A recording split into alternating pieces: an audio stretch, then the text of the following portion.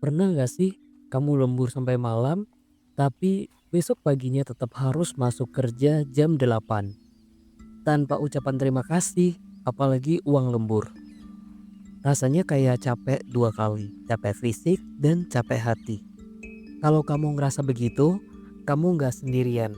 Video ini gue buat kamu yang lagi capek kerja keras, tapi nggak pernah dapat apresiasi setimpal. Kita bakal bahas kenapa hal ini sering terjadi dan gimana caranya ngomong ke atasan tanpa takut dibilang pembangkang. Di banyak kantor, lembur udah kayak norma tidak tertulis.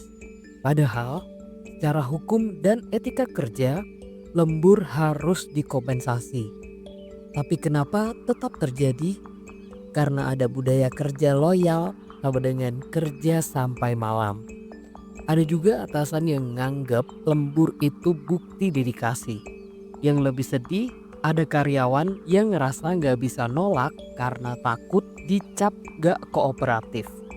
Tapi faktanya, penelitian dari Harvard Business Review menunjukkan karyawan yang sering lembur tanpa apresiasi rentan burnout. Performanya justru turun bukan naik.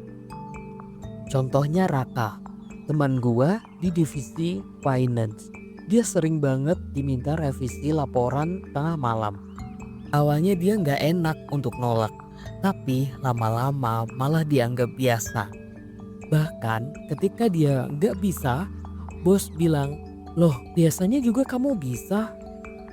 Dari sini kita belajar, kalau kita nggak set batas, orang lain akan menetapkan batasnya untuk kita. Dan batas itu penting, bukan karena kita egois, tapi tanda kalau kita punya kehidupan di luar kerja. Terus cara ngomong ke atasannya gimana? Nah, cara ngomong ke atasan dengan cara komunikasi asertif. Komunikasi asertif ini beda dengan pasif yang cenderung nurut terus dan agresif yang selalu bikin konflik. Asertif itu jelas, tegas, tapi tetap sopan. Contohnya, "Pak, saya bisa kerjain ini, tapi apakah memungkinkan waktunya dimundurkan? Saya sudah ada tanggung jawab kerjaan lain di jam ini, Pak." Contoh kedua, "Pak, saya butuh waktu istirahat untuk bisa tetap produktif. Kalau ada tambahan kerja, saya siap bantu, tapi mungkin perlu dijadwalkan agar tidak lembur terus ya, Pak." Nah, gunakan kata saya, bukan Anda, agar gak terkesan menyalahkan. Dan perlu diingat juga, jangan nunggu sampai emosi meledak. Komunikasikan dengan baik dan lakukan saat kondisi tenang ya. Selanjutnya, gue juga punya tips praktis agar kalian tidak terjebak dalam eksploitasi. Pertama, buat batasan waktu kerja harian. Kedua, catat jam lembur dan sampaikan ke HRD secara berkala. Ketiga, bangun reputasi berdasarkan hasil kerja, bukan jam kerja. Keempat, cari dukungan. Kamu bisa ngobrol sama rekan kerja atau bahkan komunitas pekerja profesional. Dan yang terakhir yaitu jangan merasa bersalah, karena menjaga kesehatan mental itu bagian dari tanggung jawab profesional juga.